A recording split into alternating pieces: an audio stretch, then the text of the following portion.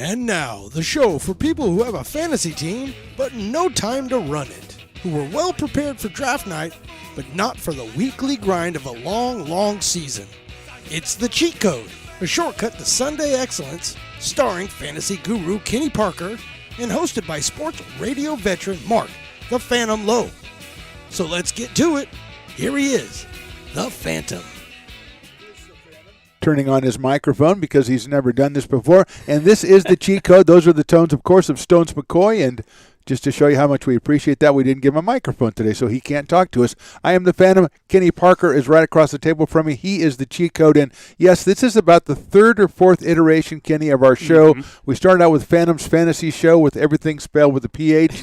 Then we were WTF, which I thought was good. We talked fantasy. Yeah. I thought that was good. But I said, no, we have to reconfigure the show to really highlight what we've got that nobody else has, and that is Kenny Parker, the fantasy guru. He is The Cheat Code. Before we start, what kind of pressure does that put on you? It's a lot. You know, it's I feel like I'm responsible in some way. If you're listening to this, and in every way, yeah, and you aren't helped at all, it's all on me. But I'm gonna endeavor to do my best. Well, how can we say Kenny Parker is the guru? How can we say that? First of all, let's set the bar for me, and I've been in fantasy so long that I invented the hookup. That's true. So I know what I'm talking about. To me, a successful fantasy season is making the playoffs. Yep. Okay? Because once you get to the playoffs, anything can happen. And that's happened many times to all of us. But getting to the playoffs, to me, if you go into the season, you do all the stuff, you get to the playoffs, that's a successful season. Now, over the last 3 years, you've been in how many leagues? 3 leagues. 3 leagues each year for 3 years. So yeah. nine leagues, how many playoffs? 9. Okay, so there you go. 9 playoffs in 9 leagues. That's Kenny Parker. That's the cheat code. Why do you need a cheat code? Well, I would say that maybe 10 to 15% are fantasy owners like you, Kenny, where they are doing the work. Right. All the time doing the work, sludging through, doing all the research, doing the work. I would say 60 to 70% are like me, like Stones McCoy, like others. Like, we like the game. We like to do the draft. We like to kind of keep up with things. We'll know the game. We'll listen here. We'll listen there. We'll read a couple articles, but we're really not up on it. And then the other 10% or 15%, whatever the numbers work out, is just people that go to the draft and go, okay, I'm done. Unfortunately, somebody won our league last year doing that, and now he's back in the fold. So that you have to recognize that segment. But basically, those are the 3 kind of fantasy owners, and we are doing this show with you for the 85% that aren't you. Right. The people who say, I can't keep up. I want to keep up. I'm not. I've got other things to do. I like the draft. I like watching football, but I don't do all the research, and you do all the research. So they don't have to do all the research. They just listen to us for 60 minutes every Tuesday at 6 o'clock or whenever they come across the show, and they feel like they've got enough information they can make intelligent decisions on the upcoming weekend. And basically that's what the cheat code is, and you are the cheat code. So let's start off with a tough question, Mr. Cheat Code, that I just invented on the way over here. It's different this year because there's not 16 games, there's 17 games. Yeah. Does the 17th game change fantasy? I do. I think, you always feel a sense of urgency at the start of the season. We talked about if you're 0-2, maybe some years you might be 0-3, and that can scare and freak a lot of people out and think, oh, no, I'm really hosed here. I have no chance. That extra game makes it even better as far as being more patient. We've played 2 games. You might be 0-2. There are 15 more weeks. Right. In the football season. That's a long time. So now in fantasy, probably most leagues now we're going to 13 weeks of a regular season. I think instead of 12. Or is that? Yeah. So everybody's starting a week later and actually week 14 has buys this year. Oh, wow! So there's double buys. Yeah. So all the playoffs are pretty much starting in week 15, 16, and then championship in 17. So that'll come up more when we get closer to the end of the season. But it's just something to consider that you can be a little bit more patient. I mean, that's the first impression you get with this extra game. Okay, very good. Now, one thing we like to do every week is we go through what we call Parker's process, and we say, Kenny, here's the situation. How do you go about it? We usually do it for the draft. We didn't get it this year. We didn't quite get it. But you mentioned the teams now after 2 games. You're either 2-0, you're 1-1, and 0-2. Is it different for you when you approach it? If you're 2-0, what are you doing as far as you're looking at your team is concerned, as opposed to being 1-1 or 0-2? Well, the smart thing to do is, no matter whether you're 2-0, 0-2, 1-1, my philosophy is exactly the same. I need to look at my team and what's really going on, and not pay so much attention to the record. So I know a couple of years ago I started 0-3. Yes, that was a lot of fun. Yeah, everybody was really happy. Yeah, and, Kenny's done. There was a lot of parties it's that all year. over. Yes. But when I looked at my lineup, and I think I even had a dinner with you, partway through that, and I talked to you about it, and I was like, my lineup is stacked. Yeah, Like, you I did should do that. kill everyone. So when I went 0-3, I played against a guy who scored 205 points that had no business scoring that much. Another week I lost by 2, Right. I think, and then something else fluky happened. So just because you're 0-2 does not mean you're better than a team that's 2-0. It's probably the case, but you really have to look in the mirror, look at your lineup, and evaluate it, and look what happened, across the way. Sure. To figure out, okay, where am I really? Am I weak because I had a bad draft and I have some roster construction problems? Do I have an injury that derailed me and I need to address that? Or did I draft a pretty solid team that's just had some bad luck? Okay, You know what I but mean? can the record after 2 games, can that then, like you say, do I have a roster construction problem? Can that reinforce then something Yeah. you already felt like? We're going to talk a little bit later about my own running back situation, and so if the first 2 weeks bears out what you feel inside about your team, is it too early to make some sort of move? Now there may not be a lot out there, but do you make a move just to make a move? Yeah, you should always be making moves. As we've talked over these last couple of years, that's one thing I've always said. You should always be making waiver moves or free agent ads during the week if some news pops up. You're kind of panning for gold. Right. You'll pick a guy up, you'll drop a guy. You pick a guy up. I mean, I'll make 50, 60 moves sometimes in a season, and they don't all pan out. In fact, a lot of them don't, but the ones that do, I think I got Deontay Johnson one year off the waiver wire, helped me win a championship. You get a guy like that, it's huge, and that's not going to happen if you don't put in waiver requests, if you don't look every once in a while, and pick up a free agent and try to make your team better. But you're right. If you're 0-2 and your running backs suck, and you knew after the draft you were weak at running back, you need to address running back. So you need to target that on the waiver wire, or it's a little early, I think, to start trading. Right. I think that can lead to disaster because there's not enough data yet. We just don't know enough for sure. But it's time to start thinking about, okay, what guys would I be willing to trade? Do I have 6 receivers and I can only start 3? Where are you stronger? Where can you afford to trade? Well, that's one reason I think why some people do what I did in the draft, which is load up on one position. I have basically 6 starting receivers. Yes, you're so stacked. I can use that for trading purposes. But are you familiar with the Fast Times at Ridgemont High? Absolutely. There is a scene in there where Damone is talking to Rat, and Rat says, well, it has to work if you put out the vibe to 100 chicks. It's going to work once, right? That's true. That's your approach then. Yes, that's approach your to waiver wire. everything, yeah. you're Damone. Yeah, no wonder I didn't like you. That was the training I grew up So with. you threw. Now I don't want to ask you if it worked in that sense. Well, yeah. But it seems to have worked as far as the as football is concerned. So Yes. that's kind of like that is your philosophy. Then is you always do it. But have you already started to do it so far this season? In the first 2 weeks? Yeah, I'm in 3 leagues again this year, and I'm 1-1 in every league. And one's a dynasty league, that's a little bit different. But we're talking about a typical redraft league where you draft your team for 1 year and that's it. It's over after the year's over. You just want to be, like you said, if you have 6 stud wide receivers, you want to go, okay, which 4 are the best? Yeah. Of those other 2, are any popping? You want to sell high. You never want to sell your players low. But once you identify a guy that you're willing to deal, and then he goes for 24 points, make that trade offer for the running back.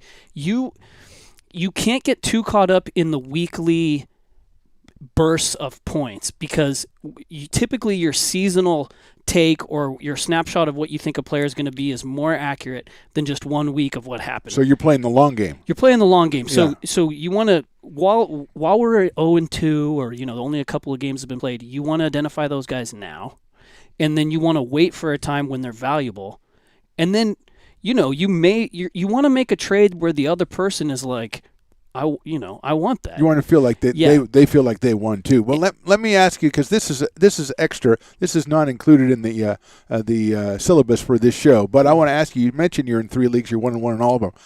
what is it like losing to your significant other? Would you rather play them early in the season?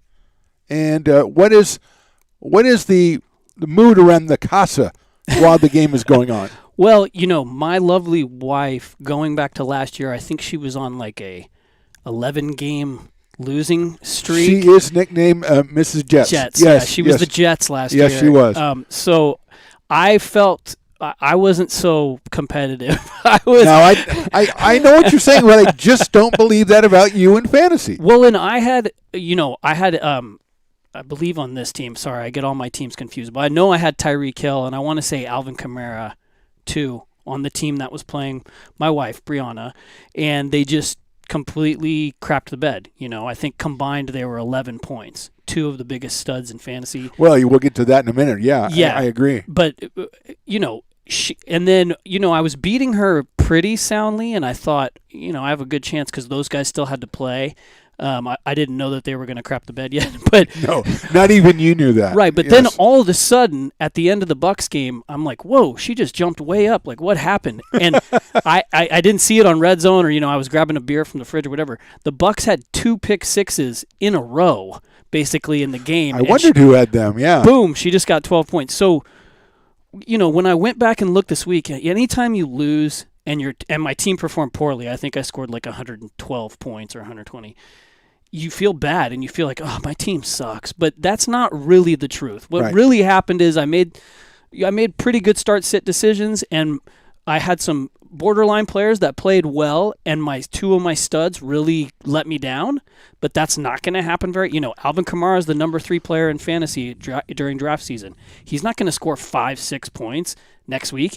He's going to score 20 to 25. So combined, with that happening plus her defense giving her 20, and I think her kicker, had a good game, and some other fluky things happened. See, even when we're talking about, the relationship, you've already gone off and talked about your team and how it's really that good, it's okay and everything. Yeah. So really, even though we started off talking about that one particular aspect, you still go off into how you're defending your team, which I guess makes you the cheat code. So thank you for that. So I think basically, if we can boil it down, when we talk about Parker's process, after 2 weeks, record really doesn't change much.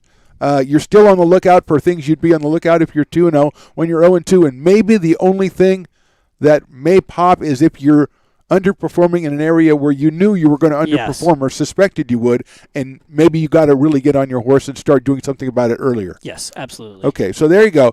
We want to talk about guys who are popping so far in 2 weeks. It's just been 2 weeks, but there are studs and there are duds. I wanted, before we get into that, though, there was a couple of players in the first 2 weeks that I thought did stuff that highlights maybe this is an extra Parker's process. The first one is Melvin Gordon. Melvin Gordon had a good week statistically the first week, right? But he did it by throwing in a garbage 70-yard reception really late in the game. Yeah. So in a situation where you've got guys like that, and if you just look at the numbers, it tells you one story. Sometimes looking, actually seeing, breaking it apart like that, is that valuable for you to figure out really how a guy is performing? Yeah, and when you heard in the open, people don't have a lot of time. Right. But if you can at least look at your players, click on them, and see how many carries did they get? How many yards did they get? Did they get a touchdown? A lot of times a touchdown can mask a poor performance. Mm-hmm. A running back gets 12 points in PPR. You're like, oh, he did pretty good that day. But he scored a fluky, 70-yard touchdown or a 40-yard touchdown or whatever, and you got to account for that. So a lot of people don't have time to watch film or watch all the games. Maybe you can catch Red Zone. That's a good way to see what's going on with your players. But yeah, Melvin Gordon going into this week, I will say I think I saw on something that he hit 21.6 miles per hour. He was the fastest player in the NFL in week 1 on that play. So it did show me that he still has some speed. Still have the burst. Yeah, he still has that burst. But I did think that, Javonte Williams is a guy I'm high on. I think I have him in our family league. That's the reason I kind of asked the question, because I know he's being competing against somebody else. And I think my point is that if you don't, and you're talking about guys who don't have a lot of time, if you don't have time to sit and watch Red Zone all the time, or if you just look at your team and you see what happened because you look at, Melvin Gordon got 17 points, let's just say, and you go, okay, that was pretty good.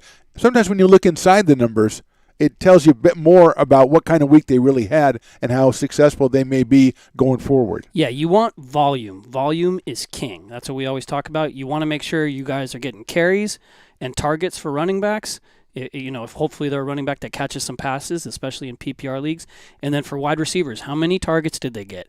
Even if they only caught 4 and they had a bad week, did they get 10 targets? Did they get 9 targets the week before? Guess what? Next week, they're probably going to get around 10 targets, so you don't need to panic so much. Or if a guy scored 25 points and he has 2 targets, Mecole Hardman comes to mind or someone like that. He's not really as good as you think he is. And when you see those guys on the waiver wire, same thing. You want to see how many targets have they been getting? Right. One of the things you consider. Well, that leads me into my next question, because we've talked about my wide receivers. One of them is DeAndre Hopkins, who started out last week. He had 4 catches for 54 yards and a touchdown in the first quarter. And then watching the game on Red Zone, I kept looking for him in the lineup, and it didn't seem like he was even in there. And so I was checking to see if the guy is injured or something. And then I read after the game, I said after that fourth catch, they started double teaming him and took him basically out of the game. So, I'm not worried about DeAndre Hopkins, but I don't want everybody to start doing that. Yeah. That's what happened to your guy Tyreek Hill a little bit. So is that something that, it's like, okay, once it'll work, but they're going to work around that? It is, but Arizona's an interesting case because the moment they have like 4 wide receivers. That little guy came out all of a sudden. Rondale, yeah, we'll talk about him in the waiver. Okay, yeah. Good, fantastic, yes. And he's the I fourth. hate that guy. He's the 4th as far as snap share goes on that team, and we'll talk about that. But I'm a little bit less worried about Tyreek because it's basically just Tyreek and Kelsey and then a bunch of cast of characters. And, I think Rondale Moore, Christian Kirk, and even A.J. Green this past week stepped up, caught a touchdown, and I know. they're looking for him in the red zone. I think if they bracket coverage to D-Hop, Kyler is really, really a good quarterback, and he's not injured right now. I think he's the best quarterback in fantasy and one of the top 5 in the NFL probably, and he's going to spread it around and make the correct decision or just run it himself like a crazy man. But if they do that, then theoretically down the road, when people start realizing that, they'll relax the double coverage and try to play it a little differently because they have so many different weapons. At least that's what I'm hoping. Yeah, and D-Hop is good at in contested catch areas, and Kyler Murray knows that, and he's going to look for him. So don't think that I'm saying that DeAndre Hopkins is not a great fantasy player, because he is, and he's going to be this year. It's just with all these different options, it might change just a little bit. So that could happen to him more often than it did before. It's just another example of what I wanted to highlight here, which is look beyond the numbers sometimes. If you can, look beyond the numbers. So let's go to, the studs, the duds. Give me a couple of each. After 2 weeks, some of these are going to be the regulars, but there are probably some newcomers in here. Who are really popping so far after 2 weeks? Well, there's one guy that I know is close to Stone's heart, and he might be the number 1 wide receiver in fantasy so far, and that's Cooper Kupp from the LA Rams. My gosh. And this is my son has him on another team. I think he would propose, and in the society today, you can do that. So I think he would. He loves the guy. Oh, and I had him a couple years ago on a championship team, and I know I professed my love many a time to you. Yes, I think he's a great guy, great family guy. Actually, and, you did go beyond the beautiful field. Children. It was strange the way you were talking about his charitable donations. Instagram. It's the age of Instagram, so you can see these things. But he's a great guy. But I think Matt Stafford thinks he's a great guy because he is getting targeted like you wouldn't believe. And I have Robert Woods in a couple of places, and I'm kind of a little bit worried now about Robert Woods just because Cooper Kupp is getting everything. Now, here's the thing. We've seen this before with Sean McVay. He had a year where Cooper Kupp was the number 2 receiver in fantasy for a significant portion of the year. And then the next year, it was Robert Woods was the guy. And then he went to 12 personnel, and the tight ends were the guy. And then he kind of went back to Robert Woods. So I think that Cooper Kupp is the guy right now. And, he went for 9 of 11 targets, 163 yards, and 2 touchdowns. We're talking 36.8 points in PPR. Cooper Rice, perhaps? Yeah. And looks great. He's always open. Would you stop about the looks great part? Well, you're going a little overboard. Yeah, but it could change. So for now, it's beyond anything. You're starting Cooper Kupp, and he's probably locked into your lineup for the significant future, unless something changes dramatically. But just pay attention because once teams figure that out, they'll start making adjustments, and then Sean McVay makes adjustments because that's what he does. And don't be surprised if Cooper Kupp isn't this great all year. I'm not saying that he can't be. He can be. He's done it before, even in fantasy, for long stretches, 9, 10, 11 games. But Coach McVay is known to tinker and change things, especially when defenses give them different looks. Yeah, and that's a situation where even if you don't have Cooper Kupp, but like you say, you have Woods or somebody on that team, it's worth paying attention to that because that's going to affect the throwing share or the catch share as far as the other guys on there. So if you have other guys on the Rams, or if you have other guys on some of the other teams, you're going to say, if you've got guys who also play with that guy, that does affect you as well. Yeah, I think I have Tyler Higbee too. So I'm watching that situation closely and hoping, praying that something changes. We'll see. The next guy up is for the Seahawks, a guy that I know is near and dear to your heart because he's on your team, and that's Hot Lockett. Tyler Lockett, the wide receiver. This guy is on a tear, and the catches he's making are incredible. These over the shoulder. I don't know if you saw in week 1. He doesn't do anything under 50 yards. Yeah, he's like, crazy. I'm out. Yeah, and I want to say you had him last year. Maybe I don't think I did. Okay, I thought you've done that dance before, but one thing that people that have done that dance with Tyler Lockett know is he can be a little bit inconsistent. Right. So I think before this week, anytime he had scored more than like 25 points, the next week, 5 out of 6 games, he had scored like 6 points or less. In fantasy. So everybody was kind of expecting a letdown game. Well, that did not happen. He had 11 targets, 8 receptions, 178 yards, and a touchdown, scored 31.8 points against the Titans in fantasy, and he had 26 points last week. So he just stepped it up, even more.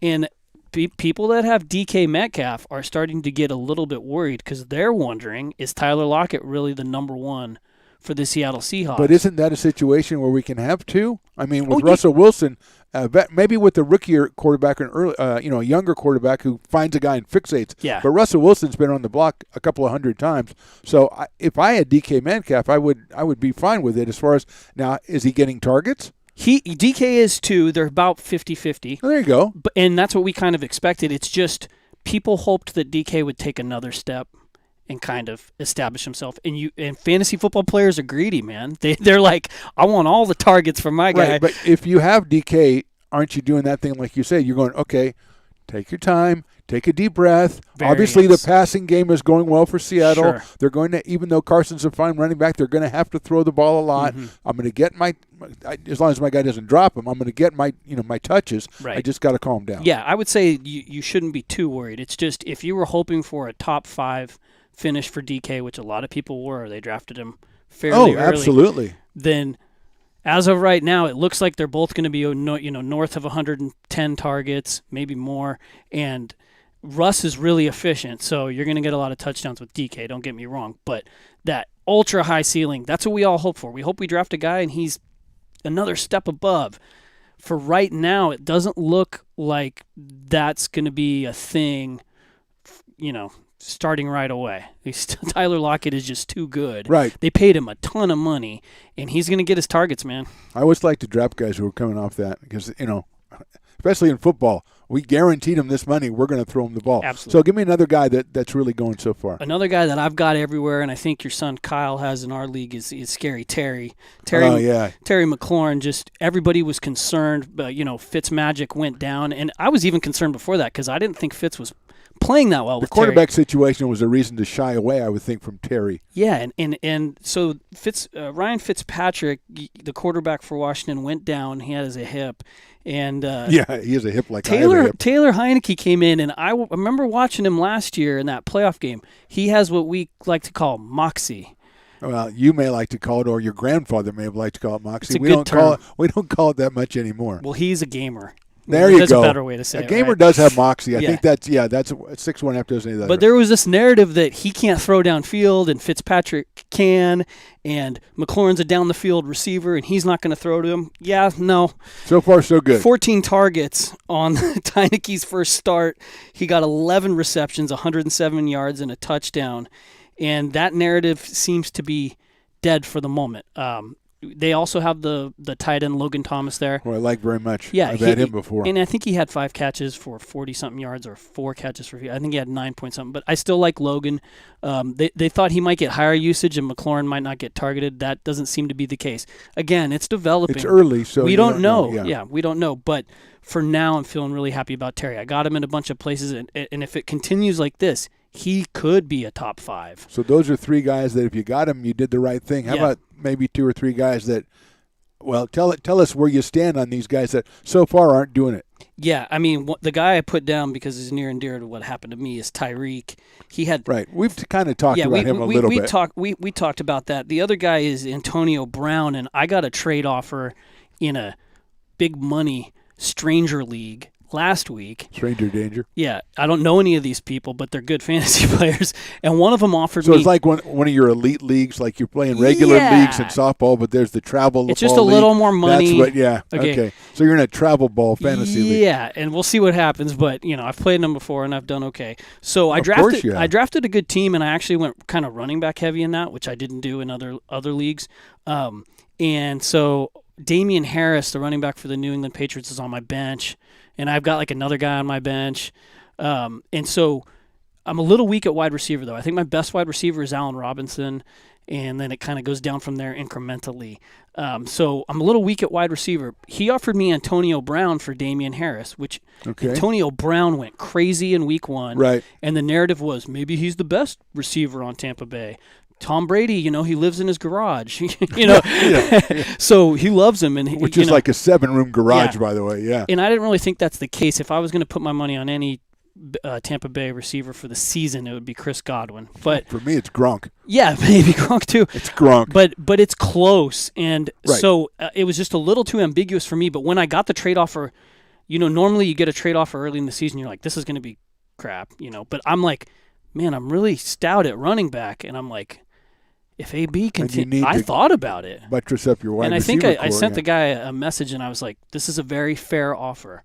I've just been burned by Antonio Brown in the past. Yeah, as of most of America, and he could do anything at any time, and I don't want to give up running back depth this early in the season for that. But I appreciate the offer. I sent him that note just so he'll leave him with a good feeling. Nice guy, yeah. Well, maybe you then should have said to him, if he's not suspended by week 5, I'll make the trade. Maybe make the trade. There you go. That's what I would have done. But AB, after this great week where I was considering for a good running back, he got 3 targets this week, 1 reception for 17 yards, 2.7 points. Doesn't seem that worthy of trading for right there. Yeah. So he went for 24 points the week before, and then he goes for 2, and that's what's going to happen with the Bucs. Mike Evans just came out of nowhere.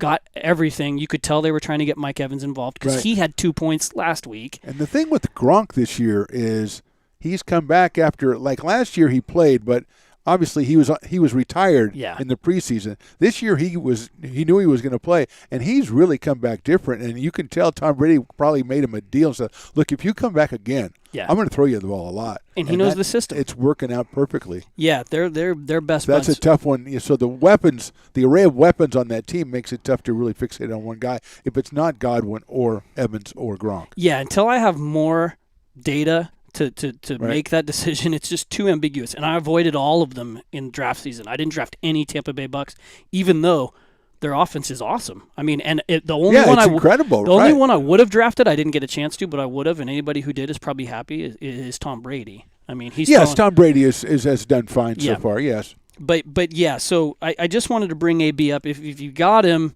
and you got burned by him this week and he's in your flex or whatever, I'd be comfortable putting him back out there. He'll probably have a better bounce back game this week. That's just how it's going to go with the Buccaneers. So why don't you give me one more guy who so far is a little under? Do you have another one for me? I don't have another wide receiver, but I got a running back. All right, give me a running back that's Alvin Kamara. Again, this is a guy that was on my team, but it's worth highlighting because the Saints, I'm not sure which team is the real team. He went for about 20 points in the first week, but this week he had 8 carries for 5 yards. That's a guy of his caliber? Of his caliber, right? That's insane.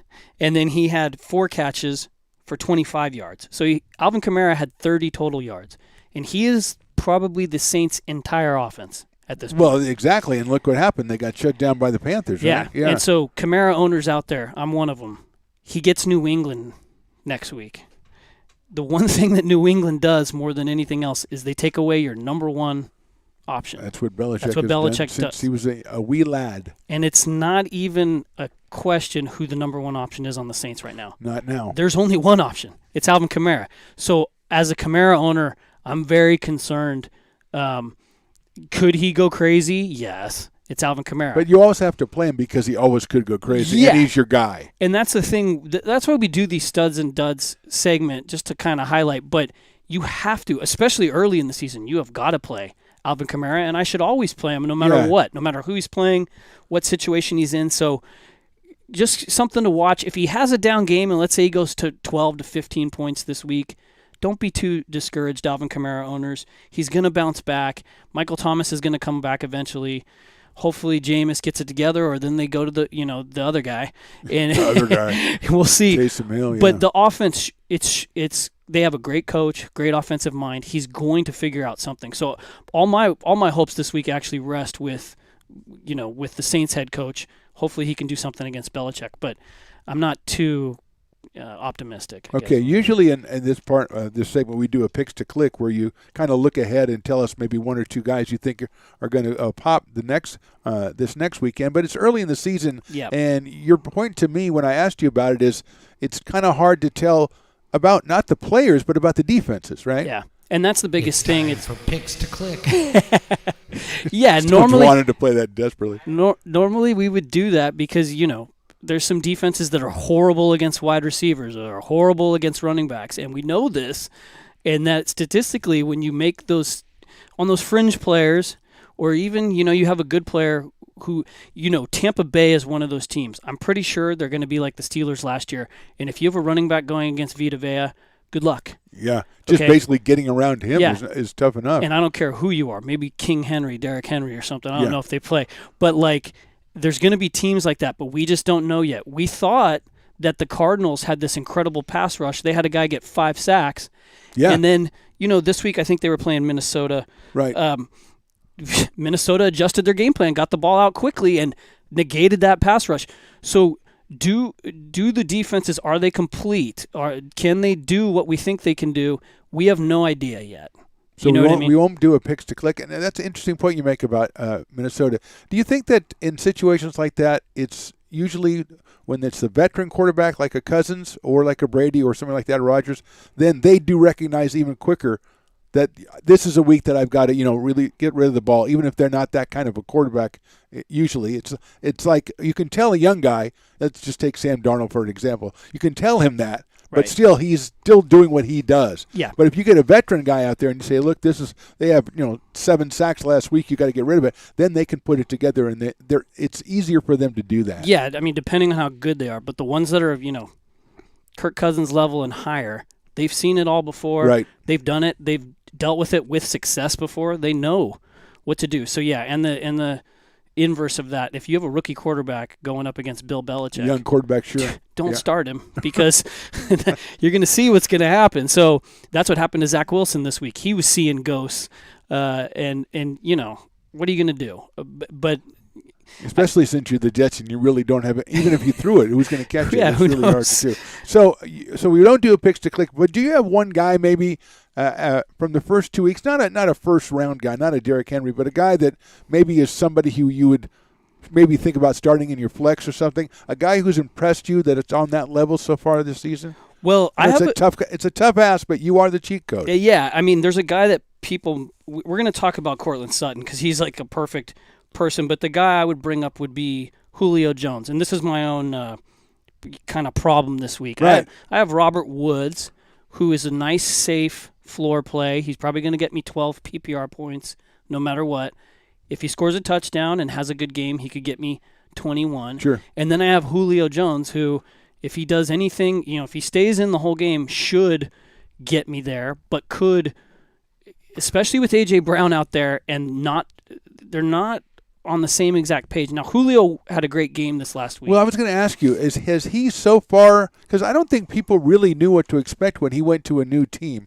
So far, and I know you've watched a couple of the games, Right. You've seen him. So far, has he impressed you as far as, hey, that's I'm glad I made that pick. That's a guy I think is going to be valuable the entire season? Well, and after week 1, I did not feel that way. I was concerned. He got like 5 targets. He was yelling at coaches on the sideline. He got a stupid penalty, and his coach called him an idiot after the game. You don't want that. Yeah, especially you a vet. Yeah, you don't want you don't want Julio Jones to come to your team in the first week. You call him an idiot. Yeah, and that's what happened. You So don't really want to do that. And he did not, as Julio's want to do. He was nicked up during training camp. He didn't get the reps that he needed, and so I think that was part of it. But here's the thing, you got 5 targets the first week. Well, you got 9 this week. And so when Julio Jones is out there and he gets that many targets, he just gets yards. It's a given. We have a long track record. He went for 157 yards on 14 targets over these last 2 weeks. He has no touchdowns yet, but he should have had a touchdown. That's just Julio being Julio. Yeah, the old heel that was tap, ridiculous. Sure. You know, heel toe, yeah. And that's another thing that happened to me. But anyway, woe is me. But I don't know whether to play Robert Woods, who's the save, or is A.J. Brown's been really bad. He's got some drops.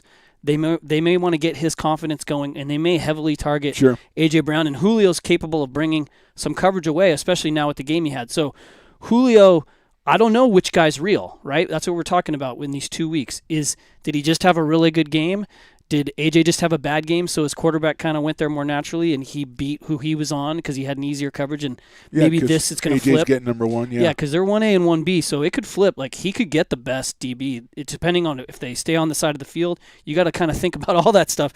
So I don't know whether to play Julio or Robert Woods. I don't like to make lineup judgment based on who I'm playing, but I think I'm playing Kyle, your son, someone who's good. That's what I'll say. That.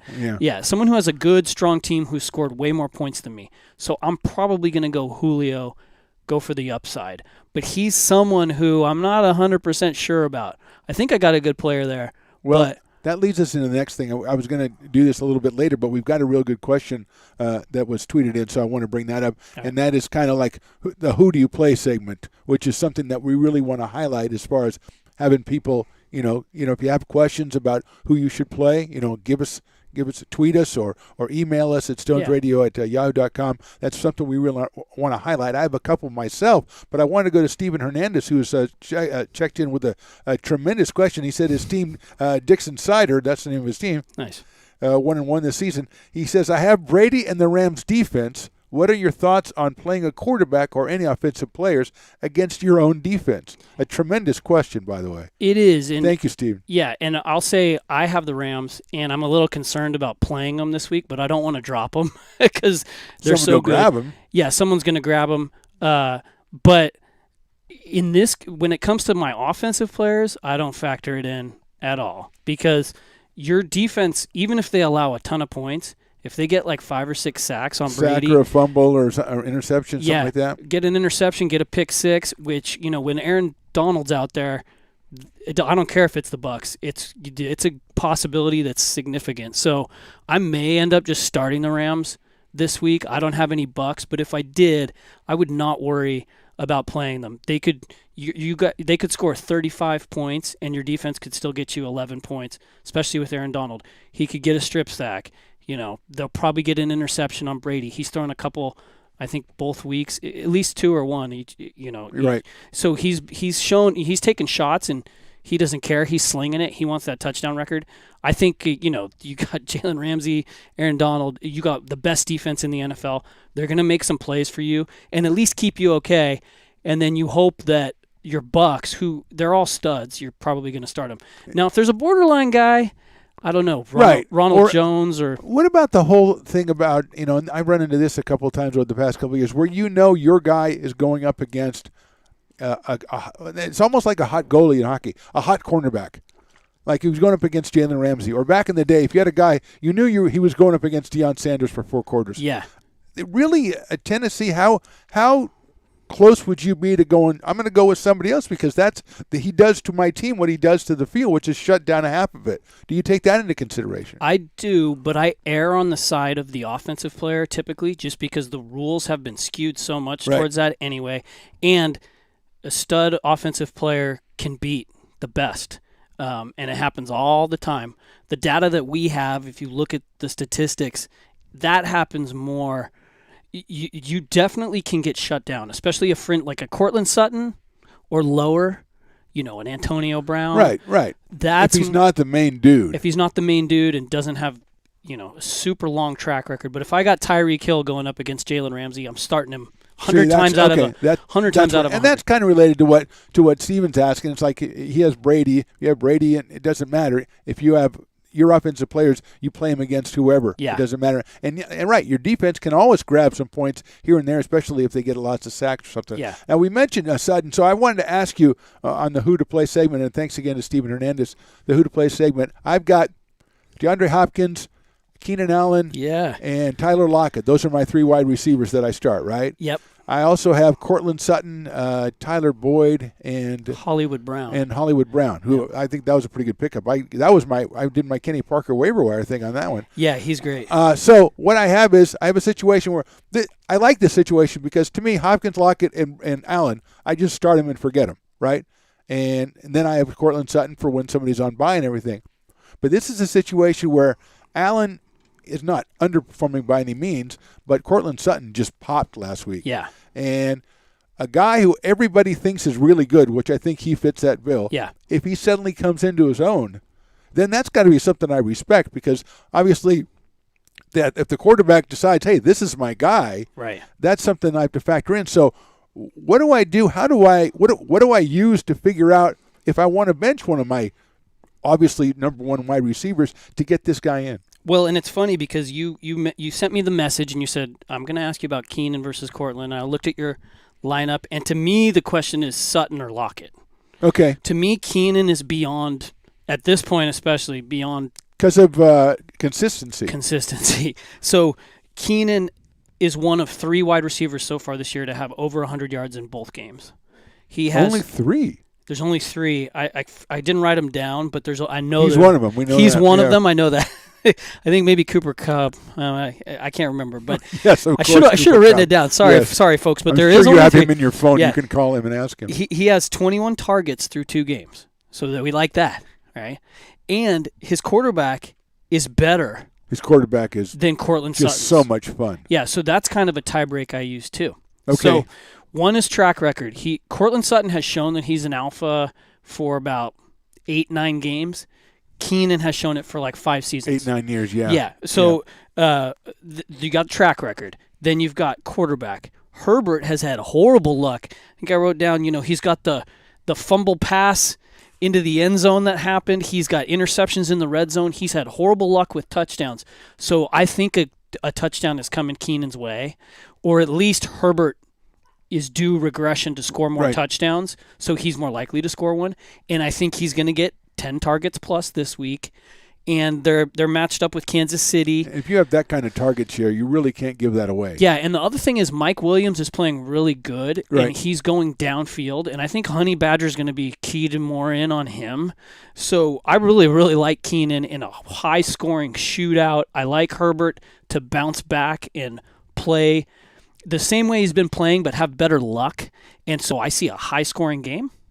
So in this situation, it's just the scenario I presented to you. In this situation, it's just too heavily weighted for Allen for me to make that kind of change. And I could look at versus Lockett, but Lockett, as you said, is coming off 25 and then 31 points. So I'm not gonna bench him. So I guess tell Cortland that wait, chill, and you'll get your turn. The other question I have, I think it's a running back question, but I think I can apply to anybody, and that is, obviously, to get those wide receivers, I didn't take a running back for a long time. Mm-hmm. When I finally did, I had my sights set on Chris Carson, and some dickwad grabbed him right before I was going to pick. So Smart anyway, guy. So I have James Robinson and Mike Davis from the Falcons. Those are my 2 running backs. Yeah, that's not great, but on the other hand, I have 3 of the top 12 wide receivers in football and the best tight end. So I'm okay there. Mm-hmm. I'm not worried about that. What I am going to ask you, though, is the thing that I don't mind having James Robinson, who was a 1,000-yard rusher last year,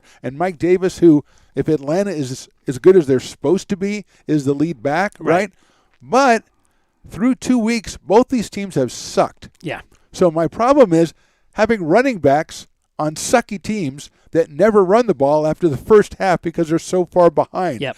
I don't know if there's an answer you can give me, cheat code, but is it something that I've got to look at even after 2 weeks and go, God, I got to get other running backs. Yeah, no, and I didn't look at your running back situations because I was kind of keyed in on your wide receiver. I didn't realize those were your 2 starting running backs because you're one of the highest scoring teams in our league through 2 weeks. Yes, because I have those 3 wide receivers. Yeah. But that's going to be a problem for you. Yes, it is. Okay, just for the reason you said their game scripts. First of all, Atlanta's going to fall behind, it seems like, in every game they play, unless they play the Niners again this year. The Jaguars had an inter-squad game. They were so far behind they didn't run the ball. And the Jaguars, same thing. So they're going to throw. The one thing I will say is the Jaguars coach may be a moron. So that's even also... Isn't that, what's his name? Urban Meyer? Yes. Yeah. So you're calling Urban Meyer a moron? And I think his 2 coaches weeks? are calling him that too, from the rumors and leaks that are coming out of the locker room. Hey, college boy going back. Yeah. And so we don't know. Is he going to take the USC job? We don't know. But you have a good young quarterback there, and they're going to be behind a lot. But like you said, I just don't know. James Robinson does not getting the same usage he did last year when he just got everything. Every single carry, every single pass, the whole offense was geared around him. That is not the case anymore. So, they want to highlight their young quarterback for their fan base to fire him up. I think you should look for a running back and start thinking about, if there's someone I want to deal. For me, it would be Hollywood if he continues what he's doing. Yeah, I definitely, Cortland Sutton, I floated out to a couple of guys. Yeah. But and I'd be willing to trade you for Sutton if I'm in the same kind of situation as you. I'm pretty strong at wide receiver and not as strong as at running back. So I'm not in this particular scenario. I'm not. But if I was someone looking for a wide receiver, you'd be the first person I come calling to. I mean, I looked at your bench. I was like, wow. So I think Hollywood is on the rise, and I think Sutton. We'll see. The one thing we didn't get to it, but Sutton had 1 catch in week 1. Jerry Jeudy went down. Right. Now he just exploded. We still don't know what's the normal level for Sutton. Another reason not to put him in my starting lineup, but again, as you've said before on this very Cheat Code podcast, you want to sell high. Now's the and time. A guy coming off a 25-point game that's high. And a guy, I don't know, there's probably guys like this every year, just seemingly a guy on a weird team that everybody loves. Mm-hmm. He's one of those guys. Cortland Sutton, I love that guy. Yeah. They don't even know what team he's on. It doesn't matter. They love that guy. Okay, so, and Mike Davis is the same way. Atlanta, oh, God, I don't even know. I mean, it's just so frustrating because that's a team that shouldn't be falling behind all the time, and yet they are, and they did it again last week. So I am on the lookout, and I think, to your point, I've just, got the antenna up. Yeah. I've got the one thing, I've got assets. That's a thing. You're going to be able to. So I can make a move, but it's just they know, I'm like Ben Simmons, they know they want to get rid of me. So they might not be giving me the great offers on the way back. All right, so that's the Who to Play segment. We invite you to send your questions in like Steven Hernandez did to stonesradio@yahoo.com, to our tweet at Phantom Radio 60 and Speedy _KP. And if you have questions, send them in so we can talk about them as we did. Before we end up, Kenny, I want to ask you, first of all, something that you talked about last year a lot, which everybody talked about, but you talked about in the context of this, which is COVID and how it was going to affect it. And you told us every week last year, you said, it's really going to be important. And we're kind of like, oh, no, we're all by that now. And it really came out to be important. So we'll lump that into the injury category here. Okay. And first of all, how quickly do you respond to an injury? And, you've looked at a lot of injury reports in your day. How good are you at figuring out, going in between the corporate speak and figuring out how severe it is and how long this guy is really going to be out, and how long does he have to be out to trigger you making your moves? Well, here's the thing, and he's not a sponsor, but there are good resources out there, and the name you want to know, everybody, is Pro Football Doc, Dr. David Chow on Twitter. He used to be a medical doctor for, I think, the Chargers. So he's treated. So he's the guy who jabbed Tyrod Taylor, and so he couldn't play. It was a while ago. Why didn't they just say, "Look, Tyrod, we got Herbert. We want him to play. Why do they have to jab him with a needle?" There's him. There's the fantasy football doctors, but I don't think he was involved in the stabbing incident. I think he was like 10 years ago. Sorry, he Dr. has a private. Chow. That's my bad, Dr. Chow. But the first thing I do when one of my guys, if anything happens, and I'm like, "Oh no, how Dalvin Cook." They're saying he has a little ankle sprain. See, I don't know what the heck that means. That's exactly what I'm saying. If I see high ankle sprain. High ankle sprain. You're 6 weeks. Yeah, I'll see you later. It's horrible. High ankle sprain. It's this sounds like little ankle sprain. So I don't think it's as bad. Because he has a big ankle and a little ankle, and the little one's the one that's sprained. And I haven't. It's Tuesday, so I haven't done my deep dive into everything that's going on with this. And sometimes the content's not out till a little later in the week. But just go on Dr. David Chow. He'll have a video about Dalvin Cook. This is the injury. This is grade 1, grade 2, grade 3. Pay attention. And the injury reports will come out and tell you that, and then you can kind of make an informed decision. Right. And you just want to know how bad it is. High ankle sprains. hamstrings. Yes. Gosh. If you get a speedster and he has a hamstring, Hamstring, you might as well get another speedster. those tend to repeat. Then, you kind of look at the player, go back into their injury history. Do they play through injuries? Do they not? Jarvis Landry is going to be out now. I forget what his injury is, but he's never missed a game in his entire career. But now he's going to miss 2 or 3. Right. So, Dr. David Chow, like I said, Pro Football Doc is the I think at his Twitter. He's a really good resource for that, and that's what I personally use because I'm not a doctor. I don't have any idea. The more you play fantasy football and get used to getting hosed, the more you figure out where to go to find this information. Well, the more you also know if you hear high ankle sprain, I'm screwed. Okay, let's just go and let's pick a scenario where it's not a guy. Let's say back in the day you had Jerry Rice, and all of a sudden Jerry Rice has a high ankle sprain. Well, panic first of all. Second of all, you're going to go straight to the waiver wire, right? Is Taylor available? Well, we're going to assume he's not. Yeah. Because the rest of your league is an idiots. But right. That's what you do right away, right? You just go to the thing, see who's available, and see who catches your eye, or do a deep dive on a couple. Do you get deep into the targets and all that? Or is it this guy? So what I do is I get alerts, but say you... Well, again, you're the cheat code. We don't get alerts. Stones and I don't get alerts. But especially if you're on if they're on your team, you'll get some kind of notification, or you'll go in and you'll see out in red. You go, oh no. But I think Wendy disabled mine, so I never get probably. She didn't want me to know about it. But you get the information when you get the information. Yeah. So I can't help you with that other than to say, if you want to be a psycho like me, then you'll get the information 1 minute after it's known. Yeah. But if you don't, as soon as you get the information, what you do is the first thing you do is you check the depth chart. You can Google Atlanta Falcons depth chart. Okay. And it will pop up and you can see so this Mike guy's Davis is for, the number 1 running back. Cordero Patterson is the number 2 running back. Okay, great. Should I just grab him? Let me click on him real quick. How's he been doing? You can look. And then you just make that decision. Because when these injury reports come out, it's typically after waivers run. So like Thursday, Friday, because they'll say, well, they're not practicing today. So they're limited. You're talking about going to the team that your guy was on and just getting the next guy up because he's going to get to play, right? Yes. That's exactly what I did in the draft for my bad running backs. Yes. I drafted at our draft. I drafted the backup to the 2 bad. I drafted Mike Davis's backup, and I drafted Robinson's backup. And of course, it turns out it's not really. No, he was already gone. He was already gone. I got. I don't know what the guy. I think I already dropped him. But that's what I did. But of course, if you get a backup on the same team, they're still going to be way behind. So that doesn't matter. But yeah, so my plan was, I thought, a good one, but it kind of backfired. Yeah, and you want to handcuff guys on good offenses that are going to be good. Like Tony Pollard is the perfect example. Well, yeah. If Zeke goes down, Tony Pollard is going to be a league winner. If Mike Davis goes down, Cordero Patterson, he might be okay. Well, he looked good last week. I'm sure somebody picked him up. I think he's available in our league. I'm going to pick him up as soon as we leave. Yeah, if we talk about waivers, I don't know if we're going to get to that. You're not getting him, Stones. Yeah, but he's a waiver wire target for people if they need running back help right away. I think Miss Wendy Nathan might. I can't remember where don't tell her to do that. Yeah. No. But, you want to also, if you hear a piece of information about a player that you don't have, you want to go look. Because if you still have your stud running back and then you get the backup before anybody else in your league knows about it, now you're really cooking with gas because you have 2 starters.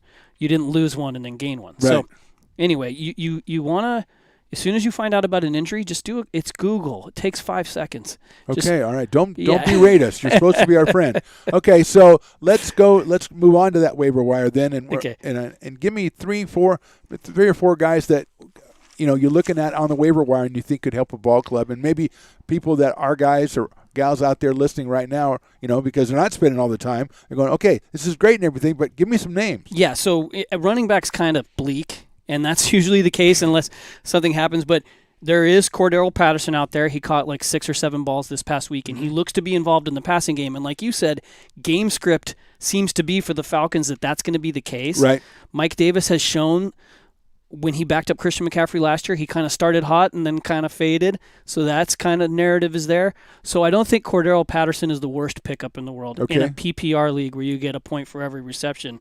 He could be someone that helps you through bye weeks. He's not going to win the league for you probably. But he might be a nice fill-in. Someone you can Okay. start, in, All right. you know, in case of How about emergency. a wide receiver? Is there a wide receiver out there? There's a bunch, but Okay. the number one guy everybody's talking about is Sterling Shepard on the New York Okay, Giants. Everybody's yeah. like, that offense sucks. Kenny Galladay's there. Yeah, but Sterling Shepard already has 19 targets through 2 games. He's averaging over 20 PPR points a game. So Not bad. you get a guy who's going to get 10 plus targets. That's a guy he should be rostered in every single league Right. everywhere. But he So- had a good game on TV, so I think a lot of people are going to go ahead and pick him up now. Well, and I mean, he's available in our league, so he's someone who's widely available, No, honestly. Stones. Everybody you say is available in our league, Stones shakes his head because he just picked him up. Yeah, well, waivers don't run till tonight. I so- was gonna pick him up, but I looked at my wide receivers. Like, what do I need another one Yeah. for? I'm not playing these guys. Real quick, I'll just go through them real quick. I won't give you all the minutia, but Tim Patrick on the Broncos. I love that guy. He always scores touchdowns. When everybody went down, he was really, really good. And now he's got an opportunity because Judy's out. They've been talking about KJ Hamler, who's also in Denver, and he got some targets. But again, Tim Patrick has scored a touchdown. Week 1, he scored a touchdown when Judy was still there.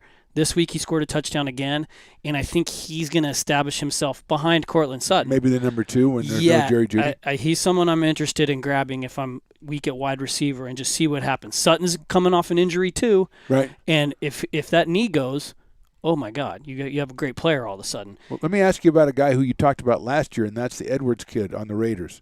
Oh, Brian Edwards. You were way up on him last year, and he didn't get much run. Mm-hmm. So far in the first 2 games, obviously came alive late in game 1 and then did something again in 2. Is your eyes on him as well? It is, and my eyes is on the Raiders in general. I like that. They are a better football team than I thought they'd be.